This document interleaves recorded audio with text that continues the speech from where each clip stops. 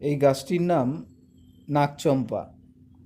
আপনার বাগানের শোভা বাড়াতে এই গাছটি আপনি অবশ্যই লাগাতে পারেন। আমি তো আমার ছাদ বাগানে লাগিয়ে ফেলেছি, আপনারাও লাগিয়ে ফেলুন। বাগানের শোভা বাড়াতে এটি খুবই সাহায্য করবে। এর একটি বিশেষ বৈশিষ্ট্য আছে, একটি ডগায় একটি গুচ্ছের মধ্যে অসংখ্য ফুল দেয়। এর ফুলগুলি খুবই সুন্দর, এর খুব একটা বিশেষ পরিচর্যার প্রয়োজন হয় না। সপ্তাহে অন্ততপক্ষে একবার সর্ষের খোল ভেজানো জল যদি আপনি ব্যবহার করতে পারেন, গাছটি থেকে অসংখ্য ফুল পেতে পারেন।